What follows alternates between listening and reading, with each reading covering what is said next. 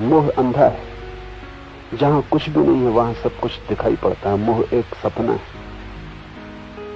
और जिनको हम योगी कहते हैं वो भी इस मोह से ग्रस्त होते हैं। सिद्धियां तो हल हो जाती हैं, वे कुछ शक्तियां तो पा लेते हैं। शक्तियां पानी कठिन नहीं, दूसरे के मन के विचार पढ़े जा सकते हैं, थोड़ा ही उपाय करने की जरूरत है। दूसरे के विचार प्रभावित किए जा सकते हैं, थोड़ा ही उपाय करने की जरूरत है। आदमी आए, तुम बता सकते हो कि तुम्हारे मन में क्या ख्याल है, थोड़े ही उपाय करने की जरूरत है। विज्ञान है, धर्म का इससे कुछ लेना देना नहीं। मन को पढ़ने का विज्ञान है, जैसे किताब को पढ़ने का विज्ञान है।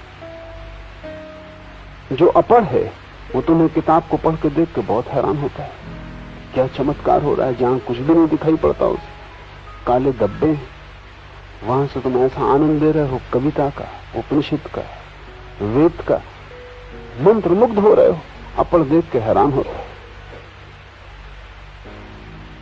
मुल्ला नसरुद्दीन के गांव में वो अकेला ही पढ़ा लिखा आदमी था, और जब अकेला ही कोई पढ़ा लिखा आदमी हो तो पक्का नहीं कि वो पढ़ा लिखा है भी कि नहीं, क्योंकि कौन पता लगाए। गांव में जिसको भी चिट्ठी वगैरह लिखवानी होती वो नसरुद्दीन के पास आता, वो चिट्ठी लिख देता था। एक दिन एक बुढ़िया आई, उसने कहा कि चिट्ठी लिख दो नसरुद्दीन। नसरुद्दीन ने कहा अभी मैं लिख सकूंगा, मेरे पैर में बहुत दर्द। बुढ़िया ने कहा धो गई। पैर के दर्द से चिट्ठी लिखने का संबंध क्या? नसरुद्दीन ने कहा उस विस्तार में मत जाओ, लेकिन मैं कहता हूं कि पैर में दर्द है, मैं चिट्ठी ना लिखूंगा।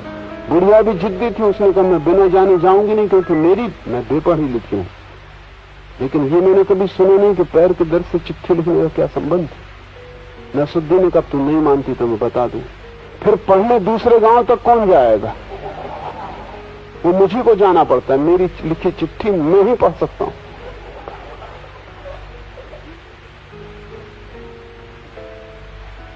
अभी मेरे पैर में दर्द है, मैं लिखने वाला नहीं। गैर पढ़ा लिखा आदमी किताब में खोए आदमी को देख के चमत्कृत होता है, लेकिन पढ़ना सीखा जा सकता है, उसकी कला है।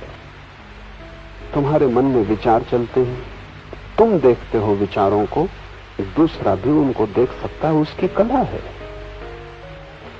लेकिन उस विचारों को देखने की कला का धर्म से कोई भी संबंध नहीं। न किताब को पढ़ने की कला से धर्म का कोई संबंध है, न दूसरे के मन को पढ़ने की कला से धर्म का कोई संबंध है। जादूगर सीख लेते हैं, वे कोई सिद्ध पुरुष नहीं, लेकिन तुम बहुत चमत्कृत होगे। तुम गए किसी साधु के पास और उसने कहा कि आओ, तुम्हारा नाम लिया, तुम्हारे गांव का पता बताया और कहा कि तुम्हारे घर के बगल में एक नीम का झाड़, तुम दीवाने हो गए। लेकिन साधु को नीम के झाड़ से क्या लेना, तुम्हारे गांव से क्या लेना, तुम्हारे नाम से क्या मतलब? साधु तो वो है जिसे पता चल गया है कि किसी का कोई नाम नहीं, रूप नहीं, किसी का कोई गांव नहीं।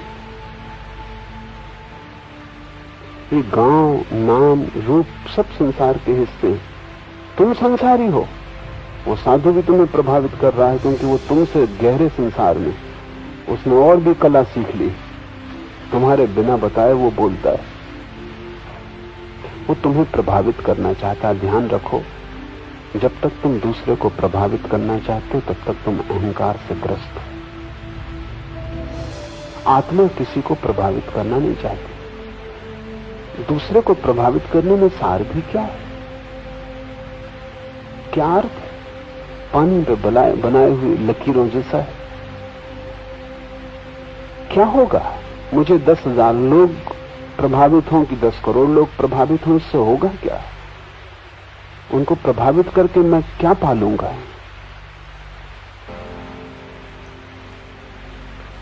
अज्ञानियों की भीड़ को प्रभावित करने की इतनी उत्सुकता अज्ञान की खबर देती है। तो राजनेता दूसरों को प्रभावित करने में उत्सुक होता है, समझ में आता है, लेकिन धार्मिक व्यक्ति क्यों दूसरों को प्रभावित करने में उत्सुक होगा? और जब भी तुम दूसरे को प्रभावित करना चाहते हो तब तक एक बात याद रखना, तुम आत्मस्थ नहीं हो। दूसरे को प्रभावित करने का अर्थ है कि तुम अहंकार स्थित हो। अहंकार दूसरे के प्रभाव को भोजन की तरह उपलब्ध करता है, उसी पे जीता है। जितनी आंखें मुझे पहचान लें उतना मेरा अहंकार बड़ा होता है। अगर सारी दुनिया मुझे पहचान ले तो मेरा अहंकार सर्वोत्कृष्ट हो जाता है। कोई मुझे ना पहचाने, गांव से निकलूं, सड़क से गुजरूं, कोई देखे ना, कोई रिकॉग्निशन नहीं, कोई प्रतिज्ञा नहीं, किसी की आंख में झलक ना आए, लोग ऐसा जैसे कि मैं हूं ही नहीं। बस वहां अहंकार को चोट है। अहंकार चाहता है दूसरे ध्यान दें। ये बड़े मजे की बात है। अहंकार ध्यान नहीं करना चाहता, दूसरे उस पर ध्यान करें, सारी दुनिया उसकी तरफ देखे, वो केंद्र हो जाए। धार्मिक व्यक्ति दूसरा मेरी तरफ देखे इसकी फिक्र नहीं करता, मैं अपनी तरफ देखूं, क्योंकि अंततः वही मेरे साथ जाएगा। ये तो बच्चों की बात हुई। बच्चे खुश होते हैं कि दूसरे उनकी प्रशंसा करें, सर्टिफिकेट घर लेके आते हैं तो नाचते कूदते आते हैं। लेकिन बुढ़ापे में भी तुम सर्टिफिकेट मांग रहे हो, तब तुमने जिंदगी गंवा दी। सिद्धि की आकांक्षा दूसरों को प्रभावित करने में धार्मिक व्यक्ति की वो आकांक्षा नहीं, वही तो संसारिक का स्वभाव है।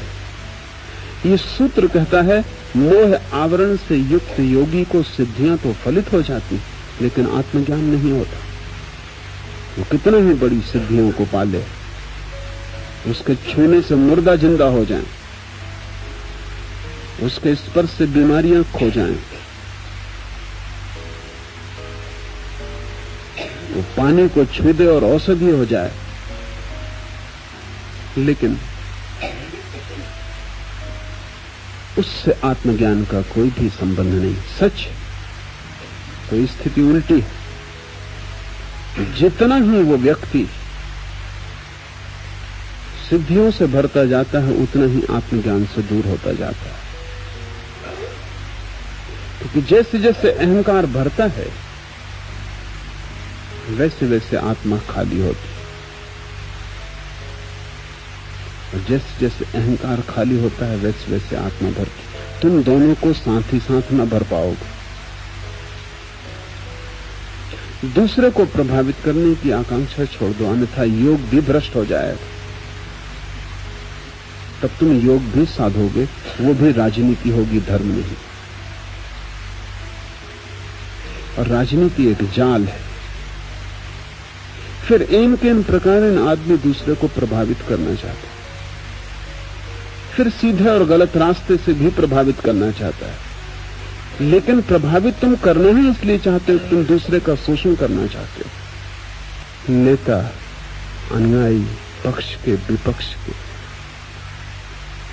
सभी कारागृहों के योग्य, वही उनकी ठीक जगह जहां उन्हें होना चाहिए। क्योंकि पाप की शुरुआत वहां से होती है जहां मैं दूसरे व्यक्ति को प्रभावित करने चलता हूं। क्योंकि अहंकार न शुभ जानता न अशुभ। अहंकार सिर्फ अपने को भरना जानता है। कैसे अपने को भरता है, ये बात गौण है। अहंकार की एक ही आकांक्षा है कि मैं अपने को भरूं और परिपुष्ट हो जाऊं। और चूंकि अहंकार एक सूनापन है, सब उपाय करके भी भर नहीं पाता, खाली ही रह जाता है। तो जैसे जैसे उम्र हाथ से खोती है, वैसे वैसे अहंकार पागल होने लगता है, क्योंकि अभी तक भर नहीं पाया, अभी तक यात्रा अधूरी है और समय बीता जा रहा है। इसलिए बूढ़े आदमी चिड़चिड़े हो जाते हैं। वो चिड़चिड़ापन किसी और के लिए नहीं, वो चिड़चिड़ापन अपने जीवन की असफलता के लिए। जो भरना चाहते थे वो भर नहीं पाए। और बूढ़े आदमी का चिड़चिड़ाहट और घनी हो जाती क्योंकि उसे लगता है कि जैसे जैसे वो बूढ़ा हुआ है वैसे वैसे लोगों ने ध्यान देना बंद कर दिया है, बल्कि लोग प्रतीक्षा कर रहे हैं कि वो कब समाप्त हो जाए। मुल्ला नसरुद्दीन 100 साल का हो गया। मैंने उससे पूछा कि क्या तुम कुछ कारण बता सकते हो नसरुद्दीन कि परमात्मा ने तुम्हें इतनी लंबी उम्र क्यों दी? उसने बिना कुछ झिझक के कहा, संबंधियों के धैर्य की परीक्षा के लिए। सभी बूढ़े संबंधियों की धैर्य की परीक्षा कर रहे हैं। 24 घंटे देख रहे हैं कि ध्यान उनकी तरफ से हटता जा रहा है। मौत तो उन्हें बाद में मिटाएगी, लोग उनकी पीठ उन्हें पहले ही मिटा देती, उससे चिड़चिड़ापन पैदा होता। अभी आदमी शिखर पर था, अभी आदमी खाई में पड़ा है। ये शिखर और खाई किस बात की थी? ये आदमी तो वही है जो कल था, पत्थर था, वही आदमी अभी भी है। सिर्फ अहंकार शिखर पे था, अब खाई में। आत्मा तो जहां की तहां। काश इस आदमी को उसकी याद आ जाए जिसका न कोई शिखर होता, न कोई खाई होती, न कोई हार होती, न जीत होती। जिसको लोग देखें तो ठीक, न देखें तो ठीक, जिसमें कोई फर्क नहीं पड़ता, जो एक रस। उस एक रसता का अनुभव तुम्हें तभी होगा जब तुम लोगों का ध्यान मांगना बंद कर दो, ये भिखमंगापन बंद करो। सिद्धियों से क्या होगा? लोग तुम्हें चमत्कारी कहेंगे, लाखों की भीड़ इकट्ठी होगी, लेकिन लाखों मूढ़ों को इकट्ठा करके क्या सिद्ध होता है कि तुम इन लाखों मूढ़ों के ध्यान के केंद्र हो? तुम महामूढ़ हो। अज्ञानी से प्रशंसा पाके भी क्या मिलेगा?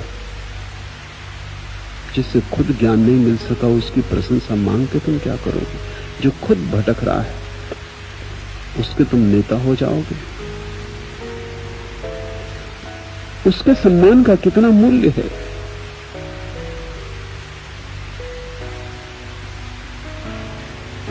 सुना है मैंने, सूफी फकीर हुआ फरीद, वो जब बोलता था तो कभी लोग ताली बजाते तो वो रोने लगता। एकदम से शिष्यों ने पूछा, हद हो गई, लोग ताली बजाते तुम रोते किस लिए? तो फरीद ने कहा कि वो ताली बजाते तब मैं समझता हूं कि मुझसे कोई गलती हो गई होगी, अन्यथा वो ताली कभी ना बजाते। गलत लोग जब वो न ताली बजाते न उनकी समझ में आता, कभी मैं समझता हूं कि मैं कुछ ठीक बात कह रहा हूं। आखिर गलत आदमी की ताली का मूल्य क्या है? तुम किसके सामने अपने को सिद्ध करना चाह रहे हो? अगर तुम इस संसार के सामने अपने को सिद्ध करना चाह रहे हो तो तुम ना समझो की प्रशंसा के लिए आतुर हो, तुम अभी ना समझो। और अगर तुम सोचते हो कि परमात्मा के सामने तुम अपने को सिद्ध करना चाह रहे हो कि मैं सिद्ध हूं, तो तुम और महा ना समझो, क्योंकि उसके सामने तो विनम्रता चाहिए, वहां तो अहंकार काम न करेगा। वहां तो तुम मिट के जाओगे तो ही स्वीकार पाओगे। वहां तुम अकड़ लेके गए तो तुम्हारी अकड़ ही बाधा हो जाएगी।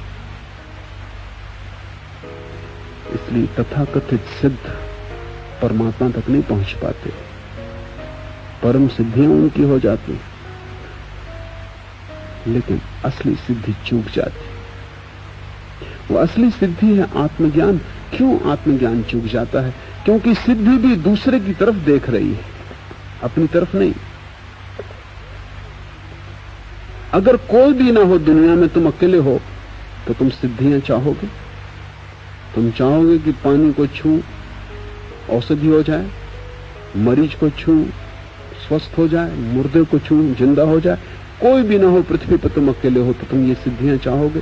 तुम कहोगे क्या करेंगे? देखने वाले ही ना रहे। देखने वाले के लिए सिद्धियां हैं। दूसरे पर तुम्हारा ध्यान है, तब तक तुम्हारा अपने पर ध्यान नहीं आ सकता। और आत्मज्ञान तो उसे फलित होता है जो दूसरे की तरफ से आंखें अपनी तरफ मोड़ लेता है।